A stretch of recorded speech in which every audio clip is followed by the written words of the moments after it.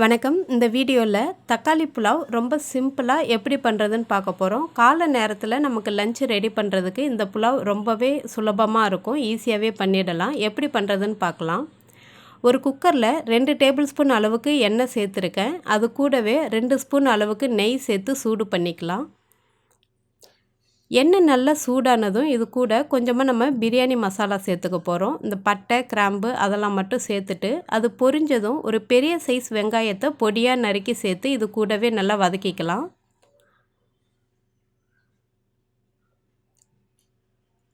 வெங்காயம் நல்லா வதங்கினதும் ஒரு ஸ்பூன் அளவுக்கு இஞ்சி பூண்டு விழுது சேர்த்துக்கலாம். நான் ஒரு சின்ன உரலில் இடிச்சிட்டு தான் சேர்த்துருக்கேன்.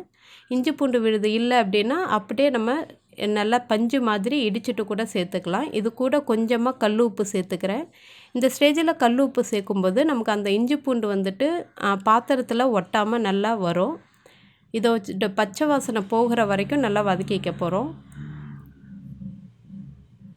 இஞ்சி பூண்டு விழுதோடைய பச்சை வாசனை போனதும் நான் 2 தக்காளியை மிக்சியில் போட்டு நல்லா அரைச்சி எடுத்திருக்கேன். அதாவது நம்ம ஒரு ஆழாக்கு அரிசியில் நம்ம புலாவ் பண்ணுறோம் அப்படின்னா ஒரு தக்காளி போதும். ஒரு மீடியம் சைஸ் தக்காளி போதும். நான் 2 ஆழாக்கு ஊற வச்சுருக்கேன். பச்சரிசி ஊற வச்சுருக்கேன். அதுக்கு 2 தக்காளி அரைச்சிட்டு சேர்த்துருக்கேன்.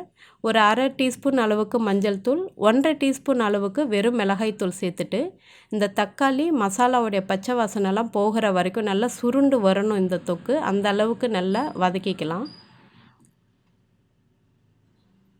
இப்போது இது நல்லா வதங்கிருச்சு. இது கூட நான் கொஞ்சமாக கேரட்டு, பச்சை பட்டாணி சேர்த்துருக்கேன். பொடியாக நறுக்கி வச்சுருக்கிற கொத்தமல்லி கொஞ்சமாக தான் சேர்க்குறேன், ரொம்ப ஜாஸ்தி வேண்டாம். அதே போல் புதினாவும் கொஞ்சமாக நறுக்கி சேர்த்துருக்கேன். இது நம்ம காய்கறி இல்லாமல் கூட நம்ம செய்யலாம். வெறுமனே புதினா, கொத்தமல்லி இந்த மாதிரி தக்காளி மட்டும் சேர்த்து நல்லா கலந்து கூட பண்ணலாம் காய்கறி இல்லாமல். இது நல்லா கலந்து விட்டுட்டு நான் 1 டம்ளர் அரிசிக்கு 2 டம்ளர் தண்ணி சேர்க்கணும். இப்போ நான் இந்த ஆழாக்கால் 2 ஆழாக்கு அரிசி நான் ஊற வச்சுருக்கேன் பச்சரிசி. அதுக்கு 4 ஆழாக்கு தண்ணி சேர்த்துட்டு இது கூடவே தேவையான அளவு உப்பையும் சேர்த்து கொஞ்சம் நேரம் நம்ம கொதிக்க வைக்கலாம். இந்த மாதிரி நம்ம புலாவ், பிரியாணிலாம் பண்ணும்போது உப்பு கொஞ்சம் தூக்கலாக இருக்கிற மாதிரியே பார்த்துக்கோங்க. இப்போது இதில் நம்ம வாஷ் பண்ணி வச்சுருக்கிற நான் பச்சரிசியை சேர்க்குறேன். நீங்கள் நார்மலாக பாஸ்மதி அரிசியோ அப்படி இல்லைன்னா நீங்கள் சாதம் எதில் செய்வீங்களோ அந்த புழுங்கல் அரிசியில் கூட செய்யலாம். ரொம்பவே டேஸ்ட்டாக நல்லாயிருக்கும்.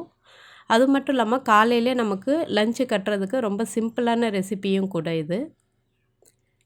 இப்போது அரிசியை சேர்த்துட்டு இதை ஒரு 2 விசில் வரைக்கும் நல்லா ஹை ஃப்ளேமில் வச்சுக்கலாம். அதுக்கும் பிறகு 2 நிமிஷம் நல்லா லோ ஃப்ளேமில் வச்சுட்டு அடுப்பை ஆஃப் பண்ணிடலாம்.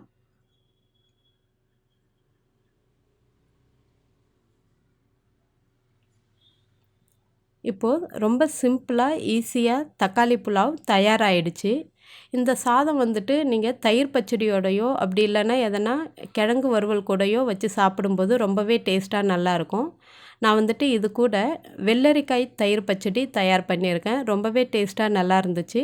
நீங்களும் ட்ரை பண்ணி பார்த்துட்டு எப்படி இருந்துச்சுன்னு சொல்லுங்கள். மறக்காமல் நம்ம சேனலுக்கு சப்ஸ்கிரைப் பண்ணுங்கள். நன்றி, வணக்கம்.